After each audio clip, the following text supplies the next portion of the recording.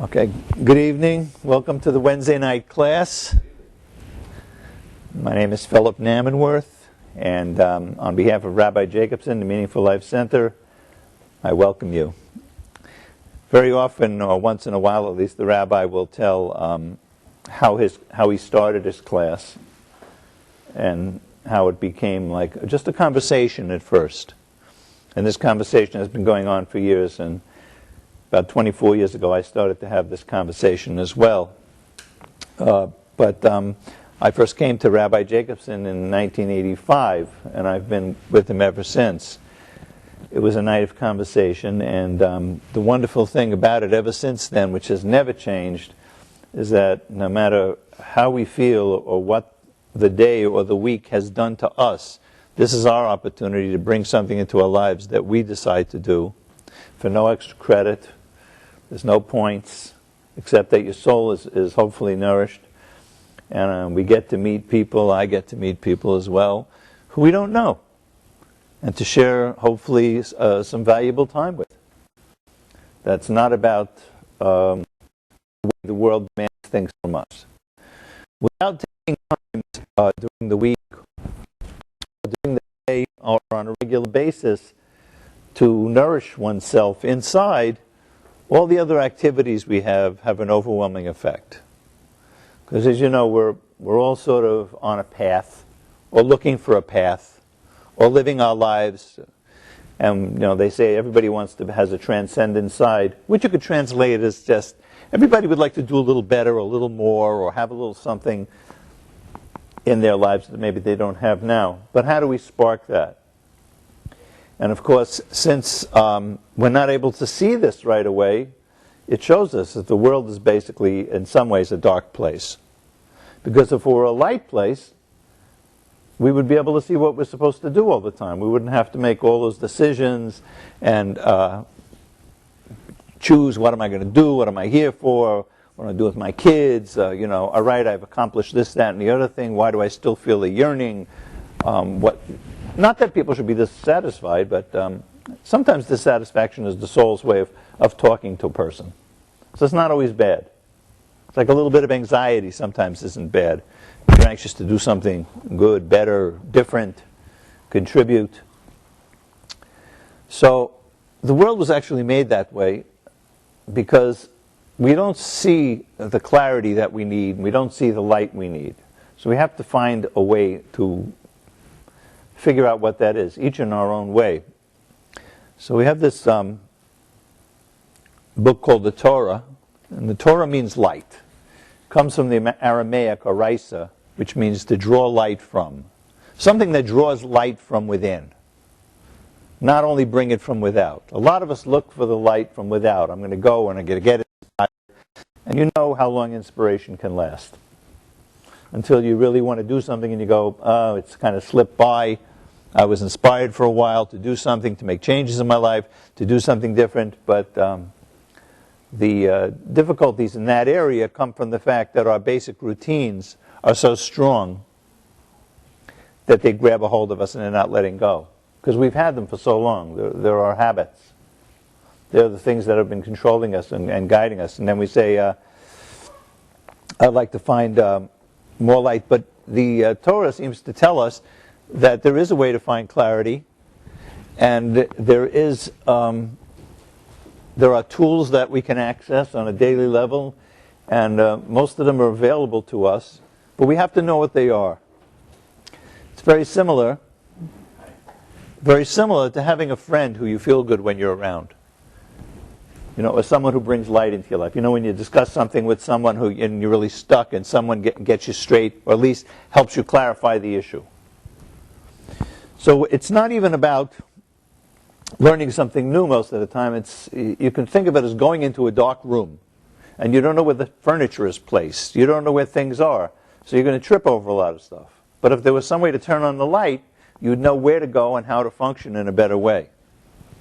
Also, along this comes each one of us is a unique individual. So one person's path is not the same as another's. So we are each unique individuals looking for some way to access the gifts that we've been given, specifically because of each one of us has something to do in this world. Each person was born with something to do. As the rabbi often says, it's like a symphony. God created this huge symphony of humanity, and each note counts. But to use the analogy of music and go a little further, I'm a songwriter, so sometimes you see a lyric, and the lyric looks a little flat or something, but when you hear the music that goes with it, it all of a sudden comes to life. You wouldn't have thought it by looking at the lyrics sometimes. I remember once I was hired to write something for a well-known Israeli singer, and she looked at the lyrics and she said, I don't know. They gave me such a hard time. It was really great. So I played her the music. She said, oh, this is fabulous. So this is the difference with us. We've got stuff that we're doing, but we want to hear the music that's inside it. Otherwise it's flat. What am I doing this for? What does this act mean in my life? Where's the sense of it all? And this can be achieved in a number of ways, and one of them is the focus, and this week's chapter in the Torah actually talks about it a lot. But before I get to that, I want to say Mazel Tov to Mendel and Devorah Leah Jacobson on their wedding, and lots of nachas to Rabbi Simon Jacobson and Rebbetzin Shani Jacobson, and Shav Mazel Tov, and he's at a Sheva Brachas tonight, so we all share in your joy. And Mendel and Devorah Leah. So, the difficult thing that I've been concentrating on this year is something that people have been asking me for a long time, is how do I make change in my life? I know that what's not working in my life, but every time I go to change it, it doesn't happen. It stops, I get sidetracked. And this is something we all face. Now, if everything else in your life is working fine and one thing can't be, you can't work on it, it's not a big deal. We've somehow fallen into a resignation, which is not really a good thing, because resignation is a dullness of spirit. There are some people who've got a good job and they feel happy, but they can't keep a relationship. Or there are other people who have this in their life and that line, and they're having trouble in one area. It doesn't mean we're going to solve it by realizing it. But we have to look on the path where the most obstacles are. Because the thing that stands in front of us as an obstacle is the very tool we need to dig deeper to find an inner strength that we haven't encountered before. That's what obstacles are. Before I continue, I just want to say that tonight's the Yurtzeit of Leah Bas Herschel, Gitti's mom, Shabalias Neshama, and we'll speak words of Torah in her name, and also my mother's first Yurtzeit, Surisha Bas Leah. So let's look at the Torah itself and the whole story of creation. Just a few words on the entire story of creation. And see how change came into the universe and how we can use that to help ourselves. Each of the chapters in the Torah is set up with a different psychological bent, so to speak. There's 53 or 54, depending on how you count them. And each one has a different message. And the Alter Rebbe, who was the founder of Chabad, he said to his Hasidim one day, you got to live with the times. And at that time, Salzberger wasn't publishing. It was the 19th century. And his son explained, live with the times. I mean, each week in the Torah, there's a message for you, specifically. Now, reading the Torah, or anything, without having a certain understanding of it, is like seeing a bunch of words without understanding how they go to the music. So we need to discover that. So let's look at some basic changes that happen right from the beginning of creation. The first chapter in the entire Torah is called Breshis, Genesis, and it involves the creation of the universe. Well, if there's any bigger change than that, let me know what it is, okay? Because before there was nothing, and all of a sudden the whole universe is created. So the whole Torah starts with this huge change from God's desire to create a world, and the creation of that world in physical terms. So that's and you'll see in the first book of Genesis that people lived 900 years. There are many midrashim that they planted food and it lasted forever. It says at that time the world was spiritually not sensitive, but God was operating, so to speak, with his aspect of mercy. So no matter what people were doing, they lived a long time. wasn't such payback. And all of this led to a fact where people can forget. It's like being showered with goodness so much that you forget you're being showered with goodness. It says take some time once in a while to think about what's happening in your life that's good. Because we always worry about the splinter we have. It's the splinter syndrome. Before the rest of your life is fine, and you've got this piece of wood in your hand, all day long you're with the splinter. I can't get the splinter out. But the rest of you is fine if you can forget to do a lot of things. So at the end of that time, in the next chapter, there's a flood. Talk about changes. Go from creating an entire universe, an entire world, to now there's a flood and all mankind is destroyed except for Noah and his family. But at the same time that this change occurred, a change in the sensitivity of the universe occurred. The world was made more spiritually sensitive, which made it easier for us to see who we are. So it says in the Torah that God says, I will no longer destroy the world. Otherwise, he wasn't sorry he did it. He knew he had to rebuild. Sometimes we have an element in our life that has to be gotten rid of. There are some elements in our life we can't fix. Many you can. Some you can't fool with it. And it's talked about in many commentaries. So there's this mikvah that comes and purifies the world. Now it's the second chapter. So already if we're thinking that we can't change, we see that the impetus for change is all around us. The world around us seems to change every day. But what's the problem? The problem is, how do I get from inspiration, from knowing what to do, and knowing that something is not working in my life, to actually doing something about it? So in the third chapter, you have a guy named Abraham shows up. And God gives him the first clues about how this happens.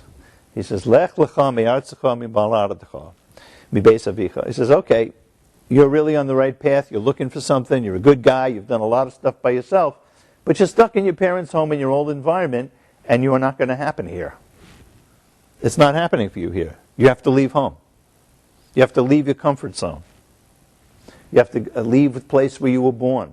You have to leave your father's house. You have to leave your own subjectivity. Now, it doesn't mean that a person dumps everything. It just means they get so familiar with it that what's happening in your life is controlled by you rather than it's controlling you, rather than acting like a parent or acting because society today, if you watch enough television, you think the right beer and the right car is going to get you a relationship. I mean, it's unfortunately not happening. So Abraham goes on this journey. And you'll see from now on the entire Torah is a journey, because our lives are an incredible journey. We're always on a journey. And very often when we feel frustrated that we're not going anywhere, it's because our journey's been stalled. Something's been stuck. We can't move out of the place that we're in. It may not even be a bad place. It's just who wants to stay in the same place forever. Though there are some people who are very happy with where they are. And we'll talk about that because Jacob's twin, Esav, sort of had that attitude about himself. So now you have another change in the universe where a person appears who says, I can change my life. I'm looking for something deep. And God talks to him when he's 75 years old. Before that, he just had inclinations about how to do good, where he was going and what he was doing, but he was on the right path because he was looking for something. Sometimes if you can clear away the dross and the noise that's in your life, you can actually hear a voice in there. As it says in the Tanakh, that there's a still small voice, called a voice without sound, that's always talking to you. But our lives are filled with so much noise and stuff and all us thinking that we don't get to hear it. So in addition to finding a way to find clarity, we have to find a way to calm ourselves down a little bit so that we can actually listen to our own voice. Now, I don't know anybody who can all of a sudden quit his or her job and go off to the mountain and all of a sudden, you know what I mean, be very quiet and stuff like that. So we have to do it in the midst of our life.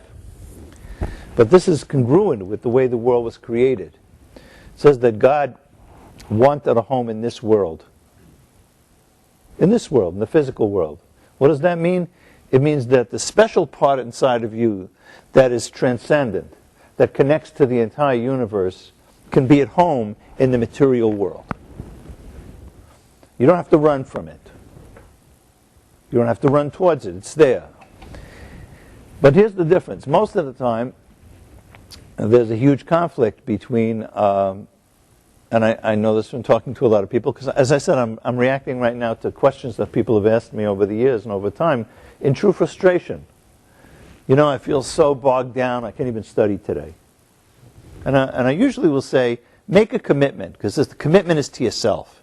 You have to learn to be able to commit to yourself, to the good part of yourself. If a person is not in a great relationship and they're trying to figure it out, you can't not figure it out by not devoting time to yourself. You need to devote some time to a part of you that's not connected to where you are at the moment. In fact, one of the greatest blocks to seeing the clarity in our life is our own emotional chatter and our own emotional attachments and obsessions and involvements. Because the emotions are tremendously rough, and they really get a hold of us, even when we don't know. So how do we find clarity? Well, first we have this guy Abraham, and he goes on a journey, and he's got this incredible wife, and they have a child, Ishmael, and 99 years old, God tells Abraham, circumcise yourself. And he does. And at the age of 100, he has a child named Isaac. Now, Isaac is the first person in the entire world circumcised at 8 days in the year 2123, if you're keeping track. So it was 2,000 years before someone got circumcised the right way. But circumcision was another change in the world. Because Abraham made efforts to change himself and would not sit still and just accept everything around him. He was called Ha'ivri, which means someone who stands on one side of the river while the whole world is against him on the other side of the river. He was given, the world was given that ability to change and to move ahead. So we are up to, I just want to backtrack. So Abraham does all of these things on his own, and then there's another chapter, the fourth chapter, which leads right into it, which is Vayera, which means he has a vision. Okay, so God comes to him, whatever that means. Something comes to him that's above him, that's beyond all of us. The part of us that connects us, that transcends us, and that if we could see it on a regular basis, we would never do harm to anybody or anything, because we would see that we're all part of one great unity, and this, which is the mystery of the unity of God. So what does that mean? So you have a person who's on a journey, and they kind of leave their comfort zone, and they leave their home, and they leave what's comfortable for them in an attempt to find something greater, and they have a vision. In other words, it's fairly impossible to get a real picture of yourself sitting in the place that you've been sitting your whole life. It's only when you go out and do something that's challenging. If you ever listen to actors talk, who are interviewed, famous actors, they say, why did you take that part? And very often they say, because it scared me. You know, if I do the same thing again, I already have $20 million a picture. But this, I didn't even know how I was going to do it. In other words, they do things that frighten them. And I'm not talking about doing dangerous things, you know. But how often do we make excuses, me included? I'm a big-time guy at this, big-time offender right here, at not doing things because in some way they either scare me or challenge me in a way that I don't think I'll be able to come through. So over the years, since I've had that, I have developed certain friendships with Rabbi Jacobson and business people, and before I say no to everything right away, which is my want, I call up and say, let me get back to you, and I consult with people, because nobody can see themselves that clearly. It says in Brachas, in the Talmud, Ein chovesh atzmo mibeis asurim. A person can't pull themselves out of a pit that they're in. Now, the problem today, along with the solution, is that there's two kinds of darkness, the Baal Shem Tov said. One, you know it's dark. One, you know there's a problem, or you don't know where you're going in life, or something. Right? We know it's darkness. However, there's a second kind of darkness, which is doubled, which is you think the reality that you're in is light and it's darkness. In other words, dysfunctionally.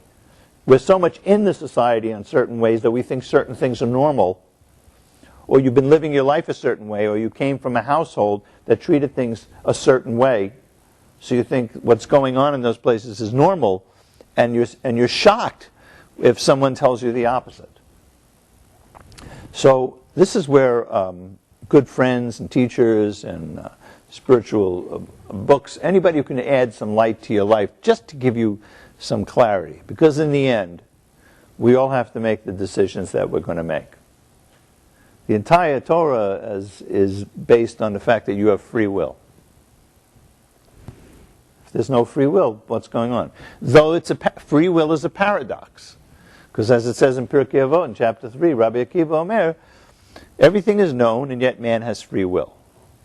This is discussed by the Alter Rebbe in a mimer called Erdanoah about Sodom and Gomorrah. It says, I'll go down and I'll see what's happening. God says this. Well, where is God that he's going down from somewhere?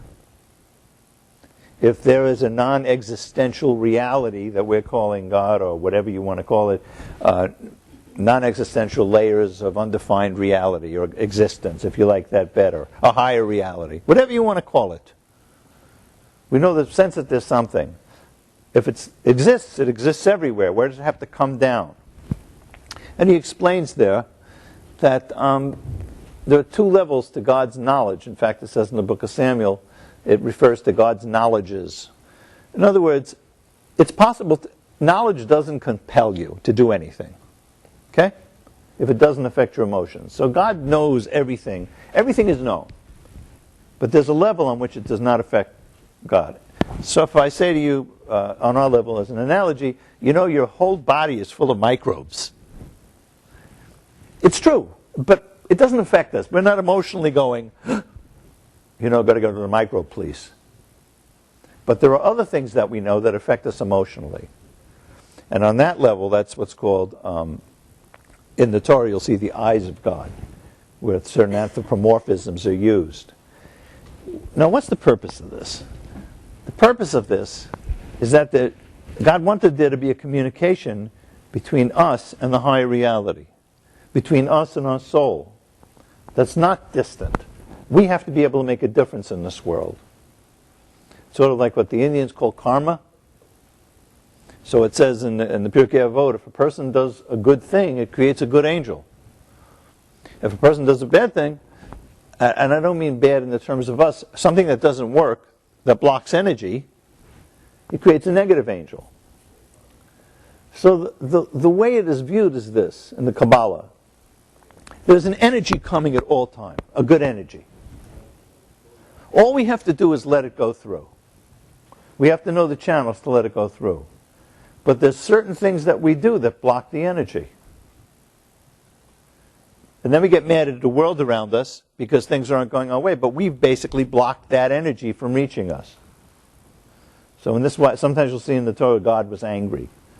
There's no anger because God doesn't have anthropomorphic, anything anthropomorphic. What it means is that you're blocking energy from coming down, and it's having a negative effect on different levels of reality. For instance, a person who's trying to expand their social realm, but they're nasty to people. People are often open, they're not, they are. But if you're putting the block up, right? If you're looking at an entertainer and who you don't know, and he comes on stage and he's nasty to the audience, and if you're not Miles Davis, forget it. Right? So we have a lot of control over how things go in our life. And the only way to know whether that control is valid is one simple way. There is no proof given of God in the Torah. It doesn't spend any time on it. It's a given. It only says one thing in the Psalms. It says, Ta'amu uruki tov Hashem. Try it and see if it works for you. There's no other way. Because to know things on a level that's beyond knowledge, that can actually make you move and enable you to motivate on a level beyond where you're stuck, you have to know things beyond knowing. In other words, you just know it. And this may sound funny, but most of the things in our life are not knowable, and we know it. If someone says, why do you like chocolate? Can you explain that? Or you can tell someone why you like Mozart better than Beethoven or Corelli or what. I mean, it's no. Or why you even love somebody. Anybody who says, I love that person because they're this, that, and the other thing, yes, you can develop a loving feeling for someone, but the one you love, there's a thing that's an unknowable thing, but you know it. Sometimes we're wrong, but you know it. And knowing that thing can make you act. I know that I'm in the wrong place now, and I'm not sure what to do with it. I need to get out of it. I know I'm in the right place now, and I need to strengthen it. Why always talk about problems? Why not look at the good parts of our life?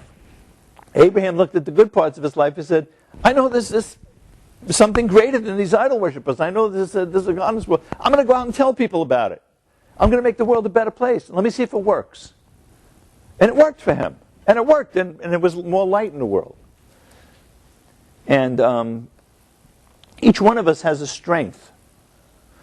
As I say, the previous Lubavitch Rebbe writes in one of his mimers, he says, when someone comes to talk to me about something going on in their life, I think of myself as a clockmaker. First we take apart the clock. And then we see which part is broken, which part is running okay, which is strong, which needs to be strengthened. And then you decide where to go first. So if a person always solves their difficulties like a bull, and it's not working for them, it may not be the right thing.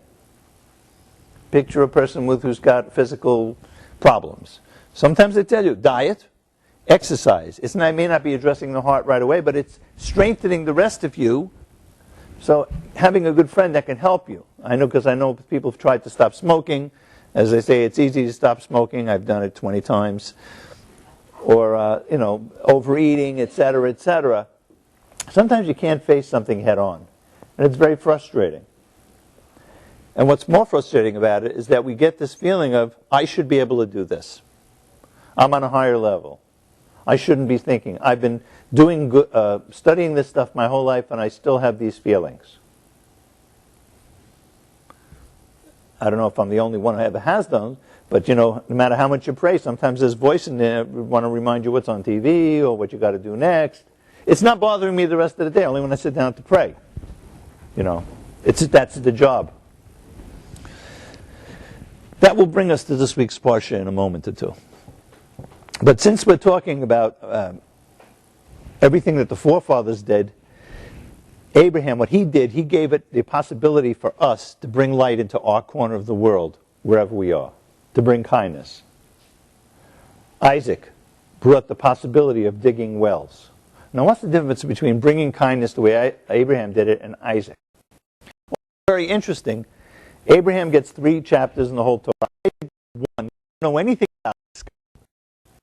Really, there's nothing really mentioned about him. He doesn't fight any wars like Abraham. He doesn't do any of this stuff. And then Jacob gets 6. But Isaac gets a lot of attention in that 1. Whereas Abraham realized that the world had fallen to a place that they weren't aware of what reality was like, and he would give kindness to everybody. He would just spread it out indiscriminately. You didn't have to show up. You didn't have to be good. You didn't have to do anything to require it. There was no... You didn't have to deserve it on any level other than he was giving it because he was bringing it into the world. Thank you so much. Chaim, thank you. His son Isaac realized that the world can't go on that way. In fact, before we get to Isaac, I'd like to talk about the women, Sarah. Because Sarah, when there's an argument between Sarah and Abraham, God says, listen to your wife. Listen to Sarah. She was a greater prophet. But what she really had was, Abraham was more connected to very spiritual realms, and she was very practical. She said, if you're going to have children now, it's not just you and me spreading the word. We're bringing a family. You ever talk to people who thought they'd never leave New York, and soon they have kids, and they go, well, we're moving out into the country, we don't want them in these schools or something. I'm not saying it's a good thing, but things change. And she realized that there was something at stake here. There's something at stake in all our lives. And she said, Isaac can't be around any negative influences. He can't. Got to get rid of this guy Ishmael. Abraham said, no. He prayed for Sodom and Gomorrah, right? He prayed for Ishmael. Ishmael, of course, is fine. He has a whole nation of his own, but he wasn't the right influence for Isaac. Isaac comes along and starts spreading the same words as his father. Except now he demands of the people who are around him that they prepare a little bit to be able to handle what they're being taught.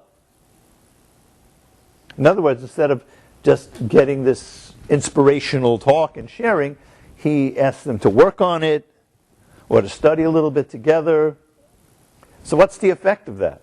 The effect of that is that those people are getting a more integrated knowledge. And they're learning it better, but there's a lot less of them because some people are not going to do that. So he marries Rivka, who comes from his father's family. And let's look at this marriage. First marriage in the Torah. It's incredible shidduch. What's Isaac's background? Abraham and Sarah, his parents. Man, he can't grow up in a holier household than that, right? He's not even allowed to leave Eretz Yisrael. Not even allowed to leave. And here comes this girl, Rivka, whose brother is Lavan the Aramean, who's the trickster and an idol worshiper. Her father's the head of one of the idol worshippers, and she comes from this house that's really quite the opposite. So the first marriage in the Torah teaches us something. You have the marriage between a purity and someone who's called a rose among thorns. Someone who grew up in a totally material environment, and someone who grew up in a totally spiritual environment. And that's the marriage that we're looking for in the entire universe. Everything is going to come down to a struggle between the demands of the material and the spiritual and how we balance them. That's the story of our lives. And it's right there. And they get married to show you that not only can that happen, but that's what you need to do. You need to put those sides of you together. Okay, so she comes from this not so good environment, but because she grew up in that environment, she was able to recognize evil too. She'd been around it. The fact that she stayed pure is unbelievable, you know. And that's why it's used as an example of, we don't actually believe that just because someone grew up in a certain environment, destined to be one way or another. They may have an inclination towards certain things, but they're not destined. They're not predetermined. So in this week's Parsha, Rivka's got twins inside, and she's having this horrendous pregnancy. She goes to see Noah's son Shem. She says, what is going on? If I knew it was going to be like this, I don't think I would have gone through it. And he says to her, you have two nations inside you. And when one rises, the other's going to fall. And the Scripture says that when they would pass a house of worship and holiness, Jacob would kick to get out. And when he passed the house of idol worship, Esau would kick to get out. So Esau comes out, and he's all covered with hair, and they call him Asev, which is from the word asu, which means it looks like he was totally made. And then Jacob comes out holding on his heel, Yaakov, because he was really considered the first one in some ways. They say it's like if you put two stones inside a jar, the first one in is the second one out. But here we're talking about spiritual matters. So now we're up to this in this incredible adventure. What I've been trying to do is just tie together the flow of the Torah a little bit, the flow of this incredibly undecipherable book called the Bible. I mean, it looks nuts if you don't have any understanding of what's going on. Who are these people? But before I do that, I'd like to pay homage to my teacher, Rabbi Simon Jacobson, by quoting something from the Ramban, Nachmanides. You'll forgive me. Nachmanides says, everything that happened to the patriarchs and the matriarchs is a sign for their children. The word for sign is siman. Okay? Rabbi Jacobson. This is why the Torah elaborates its account of their journeys, their well digging and other events in their lives. These all come as an instruction for the future. For when something happens to one of the patriarchs, one understands from it that it's decreed to occur to his descendants. And I mean, everything that's in the Torah is going to happen to us one way or another. Why? Because it's the blueprint of reality. Nachmanides echoes the Midrash, which also uses the Hebrew word siman. Rabbi Jacobson, I hope you're getting this. As a sign or a marker to connote our reenactment of the deeds of biblical fathers. So a sign, a siman, is a deed or a marker. The word is significant because in Torah law, a siman not only marks or identifies something, like if you lose something, does it have some simanim? Does it have something? Or what color was your wallet? Did it have your initials on it? Those would be signs, okay? But actually generates and establishes a truth. As for example, the simone kashrut, the signs which render an animal kosher. Simon. So I just wanted to do that for the honor of my teacher. Our sage is saying that our lives are not only foretold by events in the Torah, but are actually generated and enabled by them. So what do we see if we accept that premise? For what happens, you have two sons, Jacob and Esau. Esau is called Esau the wicked, and Jacob is supposedly the good guy. Well, you could argue about it. It says that Esau was Ish Sodeh, was a man of the field, he was a hunter. And Jacob was Ish Tam, he sat and he studied all day.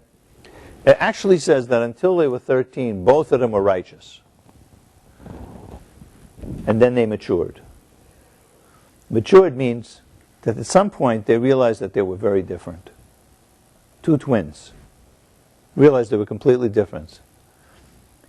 Esau saw that he liked more out hunting and being in the field and dealing with the struggles of the world, and that was his task in life. Jacob didn't have any of those yearnings. He was like a perfect already.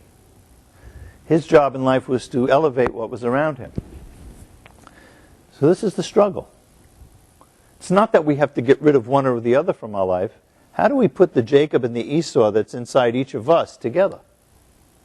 How do we reconcile these seemingly irreconcilable things?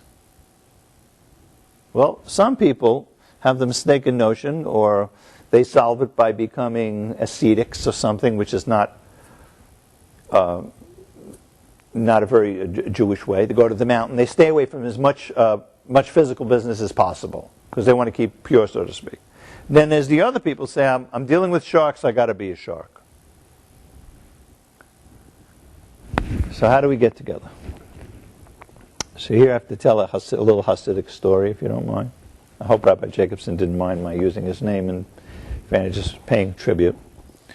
One of the Hasidic Rebbes is riding with one of his Hasids, and the Hasid says to the coachman, whip the horses till they know that they're horses. In other words, make sure they know that you're just a beast that's carrying us. And the Rebbe says, well, that's a good first state.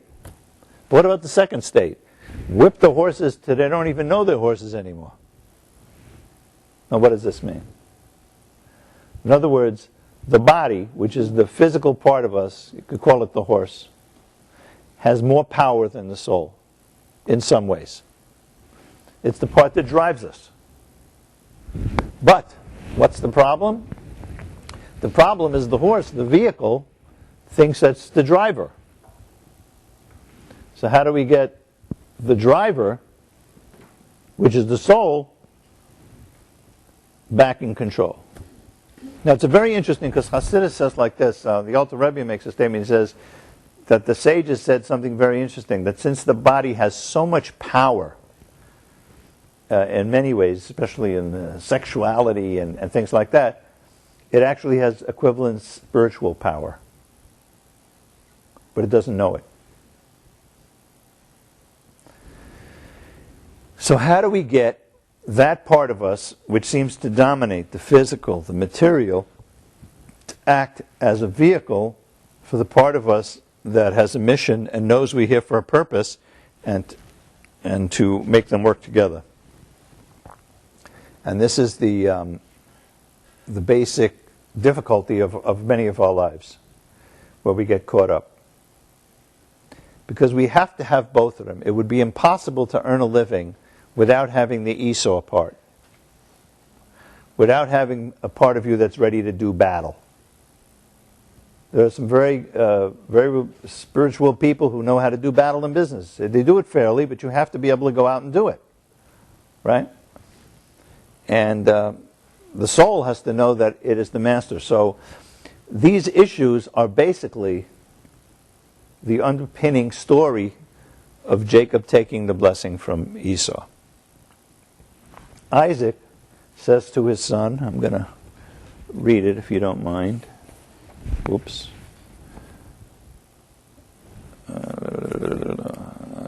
Here it is. Prepare delicacies to my liking, bring them to me so I may eat and grant you my soul's blessing. He tells Esau, you're my firstborn, go out and kill some game for me in a kosher way and bring delicacies. It's plural. and I'm going to give you the blessing. But Rivka, just like Sarah, who knows what's best, she overhears this and she says to Jacob, we can't let this happen. He's not the next, he doesn't have the stuff to be the heir. Imagine Esav as the father of the Jewish people. It's not happening. He's decided to go on a negative path, so you have to get the blessing. He fights with his mother, he doesn't want to, but just like before, as I said, Rivka grew up in an area where negativity was rampant, and she could recognize evil. A lot of people can't. You can give the benefit into the doubt into something foolhardy. Some people are more chesed and some people are more gevura. When I was a hippie in the 60s, everybody was cool. You know, you didn't make judgments. It was like it was that kind of time. But now, one has to protect oneself because the Esav, the body part, has your defenses. And you can't be vulnerable with everybody on the same level. You can be in yourself and open on a certain level to people and allow them to be themselves because you're being yourself. But it doesn't mean you have to make yourself vulnerable to things that might be negative. It's a very fine line, but it's a very important one. So he puts on these clothes, which are, the Midrash says that Esau became a murderer when Abraham died, and he killed Nimrod, and he stole these garments that Nimrod had got passed down from Adam, and that's what Jacob wore in there. And he goes in, and it's like one of those Keystone Cops movies. Esau goes out, Jacob comes in, he says, back so soon? What happened?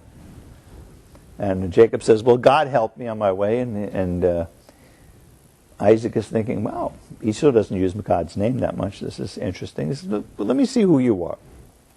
He feels him around. He listens to the way he talks. He says, Hakol kol Yaakov. Yadayim yedei Esav. The voice is the voice of Jacob, but the hands are the hands of Esau. Okay? So what does that mean? The voice. What's the voice? It says to Abraham, God says to Abraham at the Akedah, because you listen to my voice, and I know you'll conduct your children after you. The voice relates to Torah. Torah relates to something that takes us all in, that elevates us, that shows us a blueprint, even though it's not an easy blueprint. And the Yadayim represents the way we have to battle in life. So Isaac wasn't really saying that I wanted to give the blessing just to Esau. He's saying, I'm going to bless you, but don't forget something. Always be primarily the voice, but you've got hands and arms and body to propel you. Use them. Person has to be able to call upon all his resources. In fact, at a certain point in Tanya by the Alter Rebbe, he says, the body has something that the soul will never have. If we close our eyes here, everybody, we know that we exist. But there could be nobody else in the room. Because the body has a sense of being self-contained that the soul doesn't. Souls want to merge like flames on a candle. They want to get together, right? People who have like mind, they want to contribute to each other. When one candle lights another candle, neither one loses anything. But physically, if there's $5 on the table and someone takes it, you don't have the $5.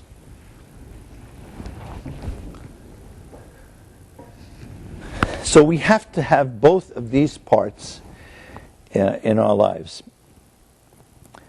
So Esav comes back and he's distraught, and Isaac's distraught. But what was Isaac doing? I mean, he's the father of our people. Did he not know that Esau was going to get who Esau was? Did he not know he was kind of a bad guy? Did he not know that who was supposed to get the blessing? I mean, it's what they call a klutz kasha. And also, since a blessing is not something material but something spiritual, how can someone take something that belongs to someone else spiritually? It says in many of the regs and missions and stuff that you can't have what belongs to someone else.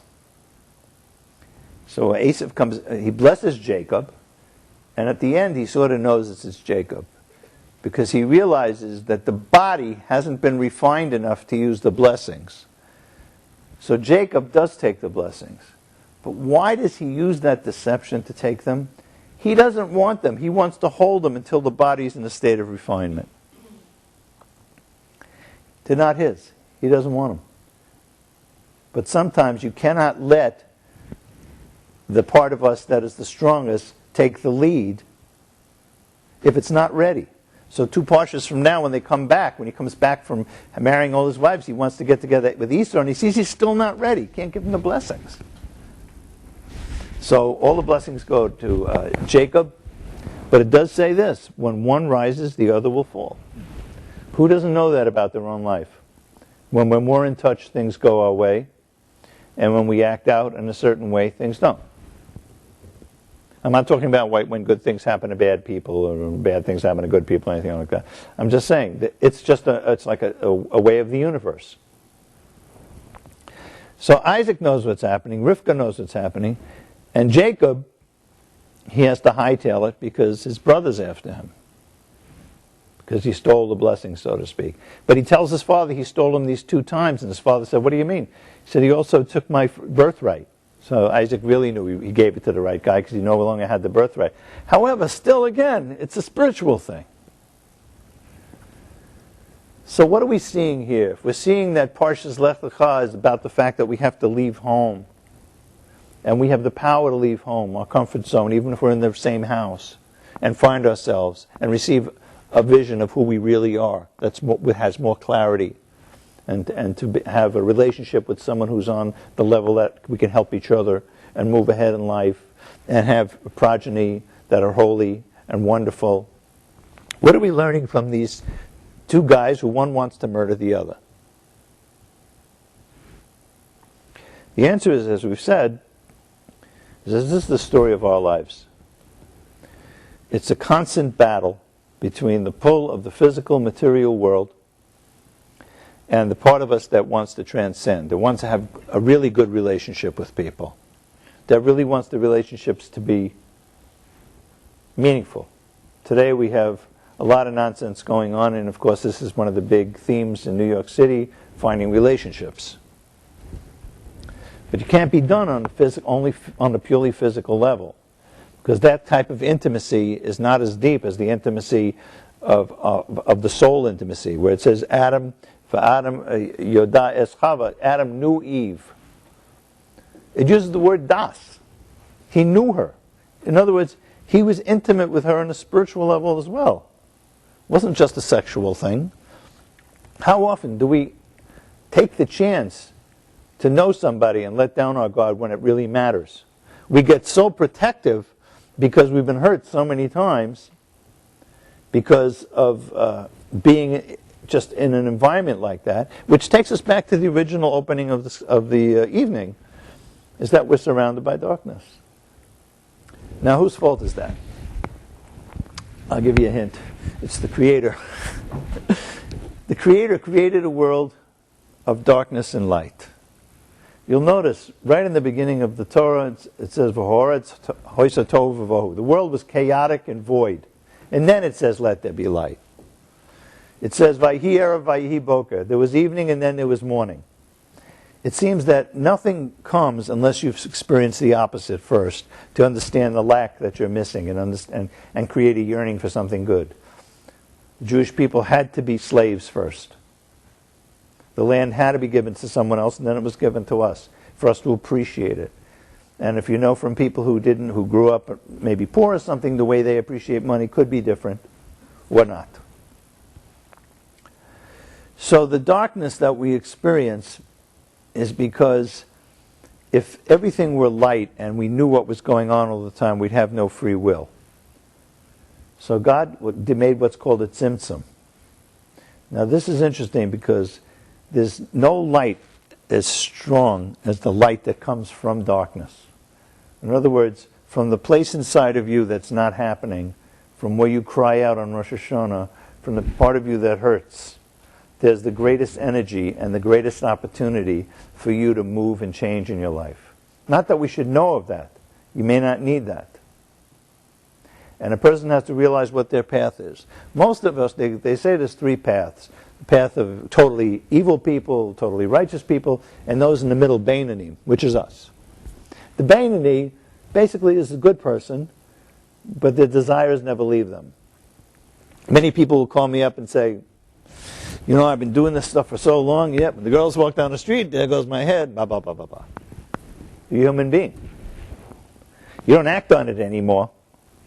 You get yourself back. It doesn't mean that the left side of your heart isn't pumping. It means you're alive.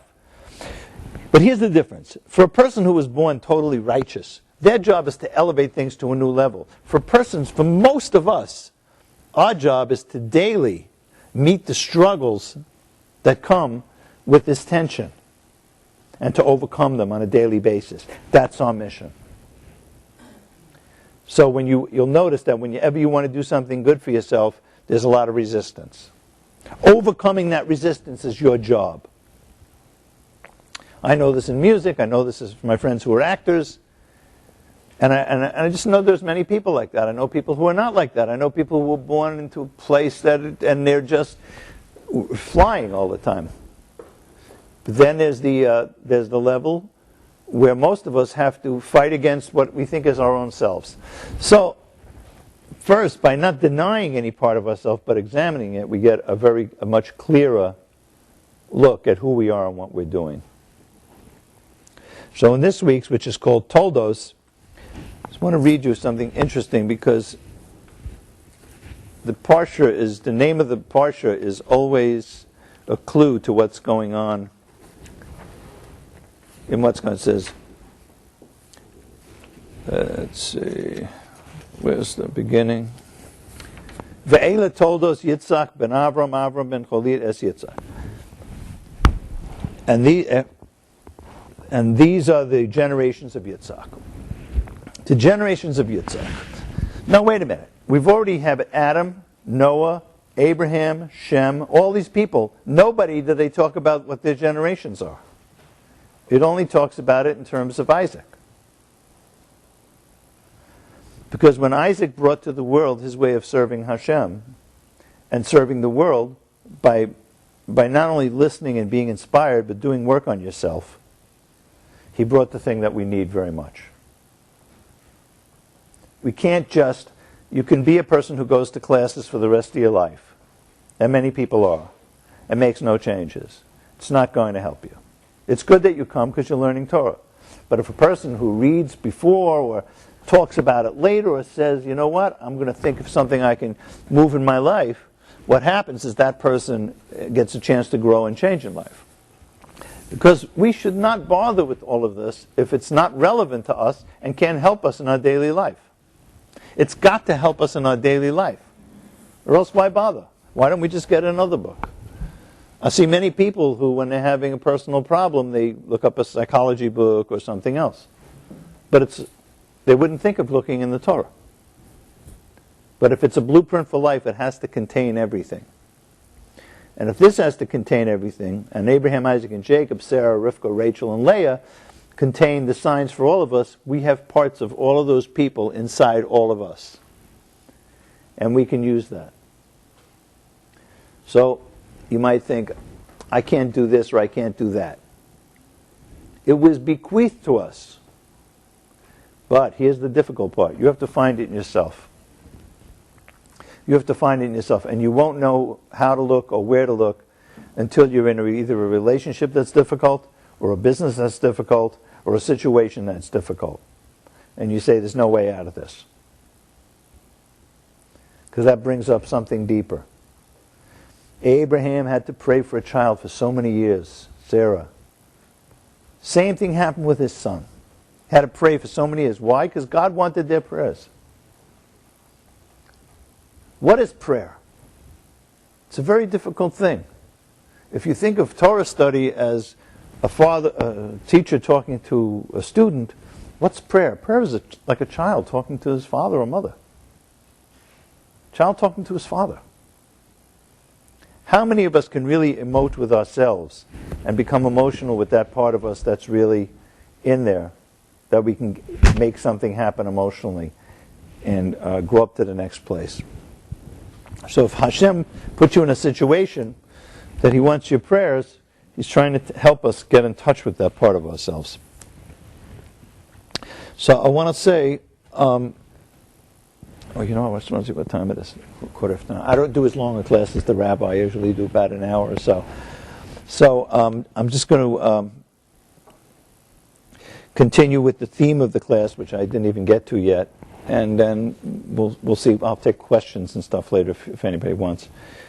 The theme of the class was actually digging wells. What's digging wells? And what does that affect us? And why? The only thing we know about Isaac is that he dug wells. Abraham drew God's name down into this universe, it says. In the Kabbalah, that's the right side, pulling down from heaven. A bracha, something comes down from above. Isaac said this is not enough in life. You have to be able to elevate what's in you. As Rabbi Jacobson talks about all the time, if you can clear away the dross, you will emerge. Isaac was digging out the dirt that was covering up the springs that are inside us. And that's what the Torah is meant to do. If you want to dig for water, if you want to drill for oil. I was talking to an oil man once. He said, it's very messy. There's a lot of dirt. There's a lot of shale. There's a lot of rock. But underneath all of that is gold. Very much it's the same thing with a human being. Sometimes we're covered up with a lot of layers. We did not come with those layers. If you look at most children, they're happy, they're not depressed. They're like, as the rabbi always says, freshly fallen snow. And then people start snapping in the snow, it turns to slush. Excuse me.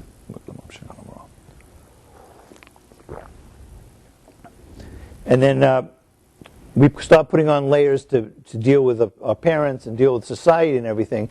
And if, God forbid, a person had abuse as a child, then they build more and more layers on top of themselves so that they don't even know who they are anymore. So the process of learning in Judaism is the process of not taking on something new, but getting rid of everything you've added on so you can no longer see who you really are. Finding that thing within you.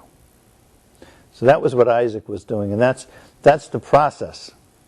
It's not a process of I'm going to hear a lecture or I'm going to study and I'm going to let it all wash over me and let it feel good, and then I'll feel good for an hour, which is good. It's very good, especially if it inspires you. But what are we going to do about it? The rabbi always talks about if you're stuck, and you're stuck in a problem that is very difficult, what's one small thing that you can do to make some headway? And what he discusses is as follows. Any change that you can make in your routines will help you with everything you do in life, because change begets change. However, routine begets routine. And every day that we stay in the same routines, it makes them stronger and stronger. So it doesn't even mean that you have to face the routine that you want to break. Any change. If you don't usually call people first, call them first. If you don't usually go out of your way to do something, go out of your way to do something. It's not an easy process because we're not used to it. And especially when you start making the changes and start moving ahead, all your voices are going to tell you that doesn't go. Don't do it. It's not worth it. No one's giving you anything back. But this is, I think, the 6th chapter, and I think we've traced from the beginning of Breshis right up to where the universe has brought us a new situation. This is the first time it appears that matter and spirit seem to be in conflict, and the problems presented to us. And we're going to see that that's going to be the problem for the rest of the Torah. So let's, before we finish on this subject, how does one solve this problem in some way? Is it possible to change matter or change spirit? Well, the answer is that we have to learn to spiritualize the material. In other words, take ordinary circumstances and situations in our life and add a layer of something greater onto them. It could be as simple as bringing a pushka into your workplace. Now you're in a workplace, but it's got a pushka there. It doesn't mean you stop in the middle of the day and you have to start lecturing people. That's why they say out of all the 3 services, morning, evening, and afternoon, Eliyahu comes to the Mincha service because you have to stop your day for 10 minutes and say there's something greater. And it only takes 8 to 10 minutes. Really. But you spiritualize your day. So the amazing thing about this is that even if you spend only 15 minutes a day on your soul, everything else you do can support that because you did that 15 minutes. If you don't, everything else is just an enormous array of activities that you have to do to survival. We would like to get out of survival mode and into thriving mode. Into a place where there's light in our area, into a place where we know that we have the tools. No one's going to give you solutions to everything. But you should know, as we've been told, we each have the tools to dig inside and unearth what's inside us. And I want to give everybody a bracha that each one of us in our own specific way will find those tools based on our own situation, which is not necessarily bad, but good, to find our mission and to bring light and to continue into the next level. And let me say, don't get worried, because when you get to the next level, you'll feel like you have to go to the next level. It won't be, oh, I'm there, it's over. It's never over. It's an endless cycle of moving up and up and up and up. So I give everybody a bracha, and that was basically the presentation for tonight. But I will take some questions. Anybody have a question? Or who's got a question? Do you have a question? Or something they'd like to say? Please stand up. What's your name? June. June? You said Hashem is all-knowing, but we have freedom of choice. So if it's all-knowing and they know your outcome, how do you also have freedom of choice? Well, we explained that. That's a good question. I explained it a little bit. That's the destiny that you said. Knowledge is not it's not compulsion. If I know that you're going to wear the brown coat tonight, I didn't make you do it. Right? Maybe I know you're going to wear the brown coat. It's not compulsion, but it takes a longer discussion, and I'll have it with you. It's based on the two knowledges. There's one level of God does not affect anything because He's not affected. It's on a very high level. On a lower level, where there's a communicating channel, which takes a longer discussion, you affect what's going to happen, and you can either cause or do other things, but it's still known. It's like God sees the universe as it is. This is a longer discussion. I don't really want to try to do it on one foot, but I'll have it with you later. And it is a good question, but it is stated very clearly because everybody has to ask that question. I'm so glad you brought it, and I actually brought it up myself, because how could that be possible? Because it ties in with the question of Esau was already kind of like bad when he was born, and Jacob was already good. What's the big deal? Right? He was following his inclination. Do they have free will? If in the womb they were acting one way? What do you think? Well, Judaism has a very strong point on this and says, no matter what circumstances you were given, you have free will. You may have the inclination to do evil, but you don't have to do it. Because you may have been born with this incredible challenge, and this brings light into the world also, to negate the negativity that's coming down in that challenge, which changes what's going on upstairs, so to speak. And that's why when Isaac says, bring me the lights, it's in the plural. One relates to the way someone serves when it's all on a good key, and the other is the one who feels like any minute he wants to slug somebody, and he's meeting the challenges of the world that way. But he's not doing it. So this is the answer that's given. If it's not good enough, I will discuss it more with you later. Yes? I'm going to say something. I walk in late, so I'll take a shot. You know, one minute you think you're over your childhood, and then you get into a relationship, and it brings everything up again. How do you change that? Does anybody agree with her? How do you change that? Well, I think the advice given is, first of all, is to become aware of it. Like the first thing that the body has to know, the habits have to know, is that they're habits. So, say a person, and I'll use this to talk more about free choice. Say a person is in a relationship, but they're always a giving person. But it's part of their personality. Okay? It's not free choice. It's just part of their personality. There are other people who are always more standoffish. One's not better than the other. What's better is you get beyond both of them. So if you know what your childhood thing is, and I'm not trying to offer you a quick fix on something that's another huge topic, you should know that it's coming up and watch yourself and say, how can I act a little different? Because that's what I always do. You know? The same thing happens to everybody. If a person grew up where they were treated a certain way, they try to recreate it in their lives. Not even subconsciously, consciously. There are plenty of us. What is a relationship? You have to redefine relationship. Because the relationship a child has is life or death. Mommy and daddy, that's it. You're in that house, you depend on them for everything in the world, right? So it tends to be a very intense relationship. And if they lie to you or abuse you, either physically or emotionally or in any way, it leaves a small scar on a seed, grows into a huge scar on the tree. But you're not that person anymore. It does not mean you won't feel the same things.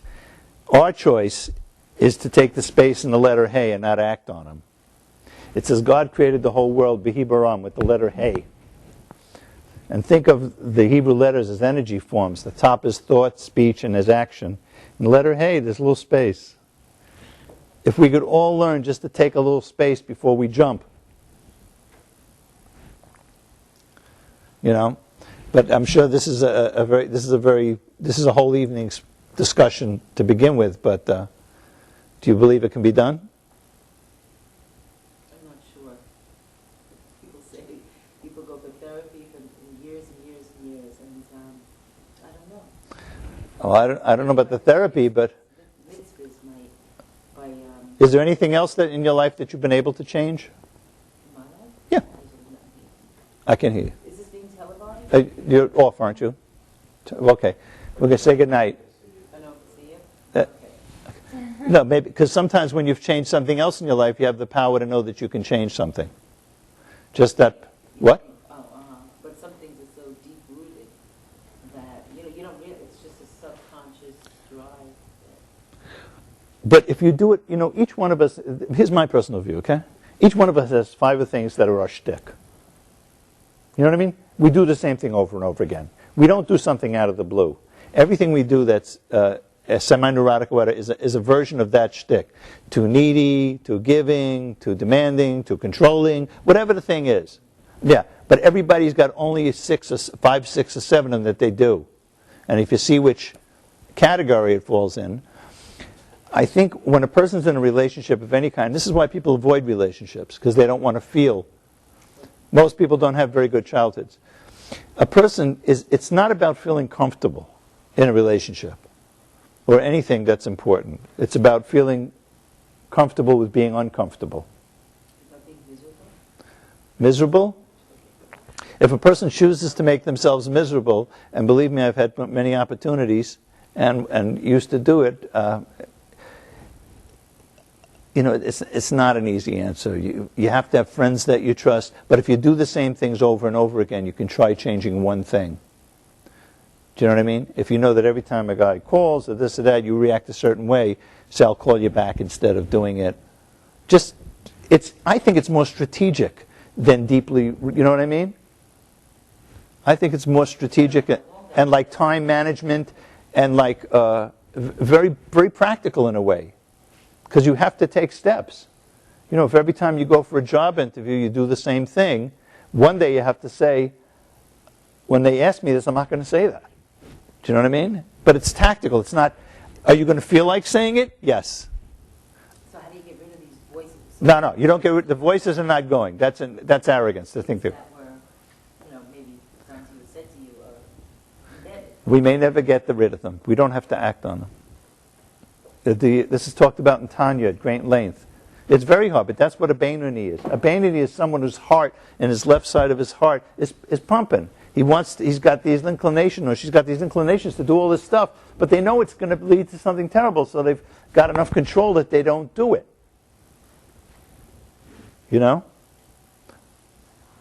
But this kind of, I understand it. The thing you have to be careful, I think a person has to be careful about, is that you don't lead to a certain kind of resignation and helplessness. Because once you hit that, you don't make the effort. It may be very uncomfortable to make the effort and suffer through what it feels like not to get what you want in the moment in that relationship because you need it as a child. But you might have a longer lasting relationship. But it's like anything else. You got to try stuff. An actor gets up in front of a group or a comedian, he tells a joke. If it goes over, he uses it. If it doesn't go over, right? It's like shtick. If you try things in a relationship that work, Usually people get in the same, maybe with a different person, but it's the same dynamic. Usually, right? I don't know. My dynamics are all different with everybody. I'm married a long time now, but before that they were very different, and I had to change myself and the way I react. My wife and I are very different, and I know many people like that. But it would be hopeless to say this can't be changed, because that attitude will make you act out something that will make the thing not work. I don't know, sometimes being honest with someone you trust. I would rather hear what somebody else has to say. Does anybody have any thoughts on this? No, really. Don't be. We're just turn off the thing. We're finished. We're having a personal conversation here. Thank you very much, and good night, everybody. No, I think these are good. Listen, you off?